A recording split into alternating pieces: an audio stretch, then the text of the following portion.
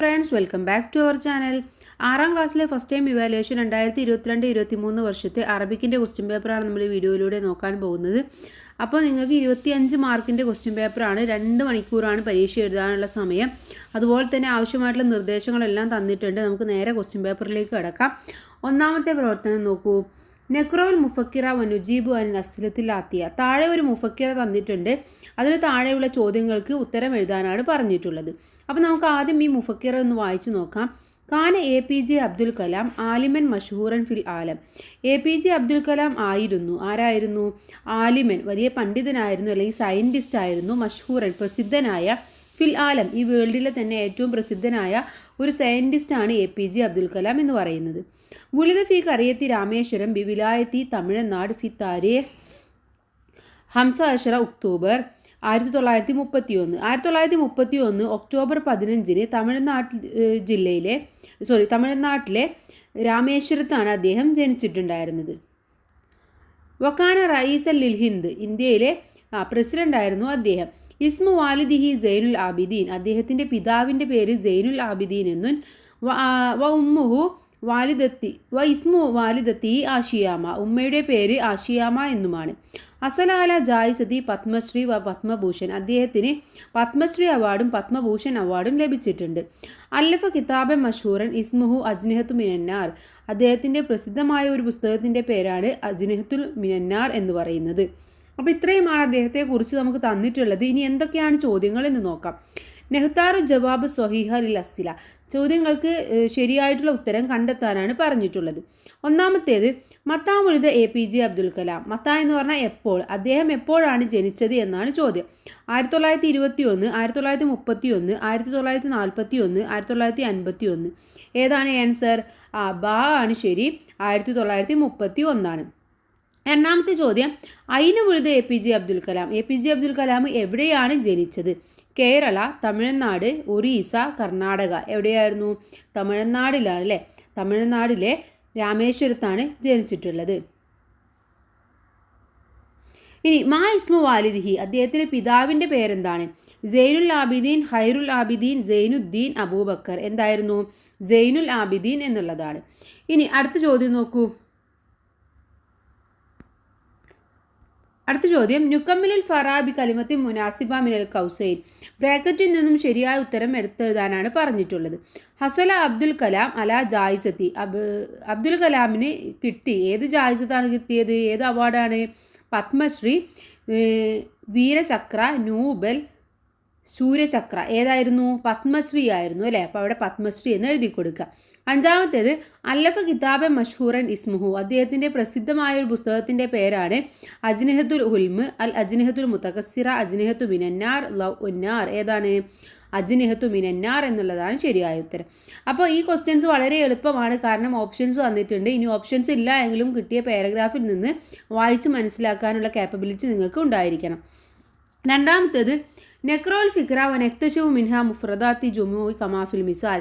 താഴെയുള്ള ഫിക്ര വായിച്ചിട്ട് അതിന് താഴെയുള്ള മുഫ്രദിൻ്റെ ജംബുകൾ കണ്ടെത്താനാണ് പറഞ്ഞിട്ടുള്ളത്. മുഫ്രദും ജംബും എഴുതാനാണ്. മുഫ്രദ് എന്ന് പറഞ്ഞാൽ ഏകവചനം, ജം എന്ന് പറഞ്ഞാൽ ബഹുവചനം അഥവാ സിംഗുലറും പ്ലൂരലും.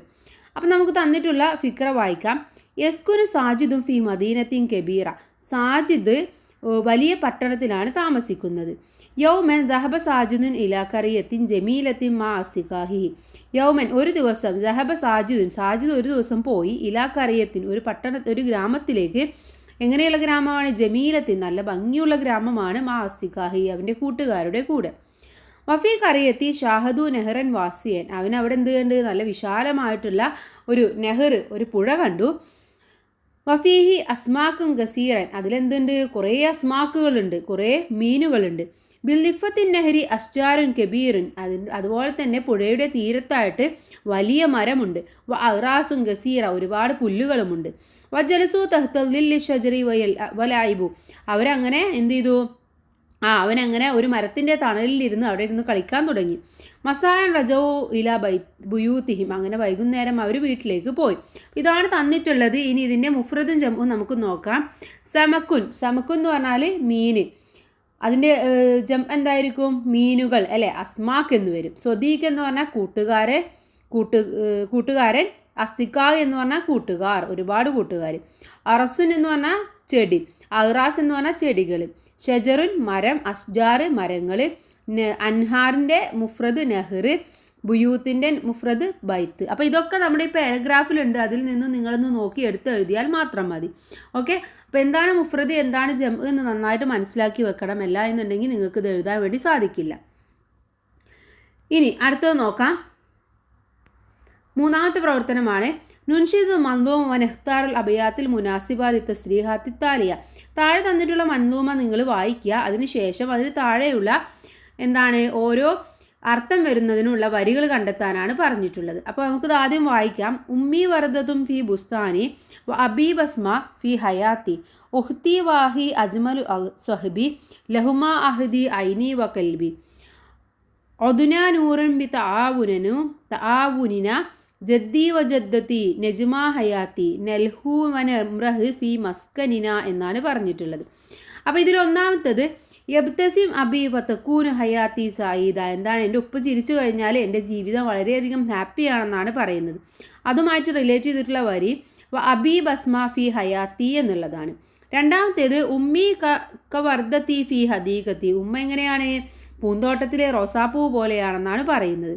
അതിനുള്ളത് ഏതാണ്, ഫസ്റ്റത്തെ വരിയാണ് ഉമ്മി വർദ ഫി ബുസ്താനി എന്നുള്ളതാണ്. ബുസ്താന് ഹദീഖ രണ്ടും ഒരേ മീനിങ് ആണ് വരുന്നത്. ഇനി ഉഹ്തി വാഹി അസ്തികായി, എൻ്റെ സഹോദരനും സഹോദരിയും എൻ്റെ കൂട്ടുകാരാണെന്നാണ് പറയുന്നത്. അതുമായി ബന്ധപ്പെട്ട വരി ഉഹ്തി വാഹി അജ്മല സ്വഹബി എന്നുള്ളതാണ്. നാലാമത്തേത് ഉഹ്ദി ഹയാത്തി ലി അബി വ ഉമ്മി. ഉമ്മയും ഉപ്പയുമാണ് എൻ്റെ ജീവിതത്തിൻ്റെ വഴികാട്ടി എന്ന് പറയുന്നുണ്ട്. അതേതാണ്, ലഹുമ അഹ്ദി ഐനി വ കൽബി എന്നുള്ളതാണ്. ഇനി അഞ്ചാമത്തേത് അൽജദ്ദു വജദ്ദു കനുജൂമിന. എന്താണ്, വല്ലിപ്പയും വല്യമ്മയും എനിക്ക് നക്ഷത്രങ്ങളെ പോലെയാണെന്ന് പറയുന്നുണ്ട്. അതാണ് അഞ്ചാമതായിട്ട് കൊടുത്തിട്ടുള്ളത് ജദ്ദി വജദ്ദത്തി നജ്മ ഹയാത്തി എന്നുള്ള വരി. ഓക്കെ. അപ്പോൾ ഇങ്ങനെയാണ്, ഇതേ സെയിം വേർഡ്സ് തന്നെ ഉണ്ടാവും നമുക്ക് തന്നിട്ടുള്ള മൻദൂമയിൽ. അതിൽ നിന്ന് നോക്കി ശ്രദ്ധിച്ച് എഴുതിയാലും മതി. അർത്ഥം മനസ്സിലായില്ലെങ്കിലും നമുക്ക് എഴുതാവുന്നതേ ഉള്ളൂ. ഇനി ആറാമത്തേത് നെക്രൗൽ ഫിക്ര നാലാമത്തേത് നെക്രോൾ ഫിക്ര വനുക്കമ്മിൽ ഹിവാർ. താഴെയുള്ള ഫിക്ര വായിച്ചിട്ട് അതിന് താഴെയുള്ള ഹിവാർ കംപ്ലീറ്റ് ചെയ്യാനാണ്. ഹിവാർ എന്ന് പറഞ്ഞാൽ സംഭാഷണം, കോൺവെർസേഷൻ അല്ലേ. ഷാറക്ക സാജിദും ഫി മുസാബക്കത്തി സിബാഹ. സാജിദ് നീന്തൽ മത്സരത്തിൽ പങ്കെടുത്തു. 4 ജായിസത്തുൽ ഊല വഹസൽ അൽ വിസാം. എന്താണ്, അവനക്ക് ഫസ്റ്റ് പ്രൈസ് കിട്ടുകയും അവനക്ക് മെഡൽ കിട്ടുകയും ചെയ്തു. ഖദ്ദമ റയീസുൽ വുസറായിൽ വിസാം ഫി സാജിദ ഇല സാജിദ്. അങ്ങനെ അവനെന്താണ്, റയീസുൽ വുസറായിൽ നിന്നാണ് അത് ഏറ്റുവാങ്ങിയത്. റജ സാജിദുൻ മസ്റൂരൻ. അങ്ങനെ വളരെയധികം സന്തോഷവാനായി. അഫിത്തൊരീക്കി ലക്കിയ സ്വദീഖുഹു നബീൽ. അങ്ങനെ വരുന്ന വഴിക്ക് അവന് കൂട്ടുകാരനായ നബീലിനെ കണ്ടു. ഫദാറ ബൈനഹുമാ ഹിവാർ. അവർ തമ്മിലുള്ള ഹിവാറാണ് നമുക്കിവിടെ എഴുതേണ്ടത്. അപ്പോൾ നബീൽ എന്താ പറയുക, അസ്സലാമു അലൈക്കും എന്ന് പറയും അല്ലേ. അപ്പോൾ സാജിദ് വലൈക്കും മുസ്സലാം എന്ന് പറയും. നബീൽ എന്താ പറയുക, മാതാ ഫിയദിക്ക, എന്താണ് നിൻ്റെ കയ്യിൽ എന്ന് ചോദിക്കും. അപ്പോൾ സാജിദ് എന്താ പറയുക, അൽ വിസാം, എൻ്റെ കയ്യിൽ മെഡലാണ് അല്ലേ, വിസാം ആണെന്ന് പറയും.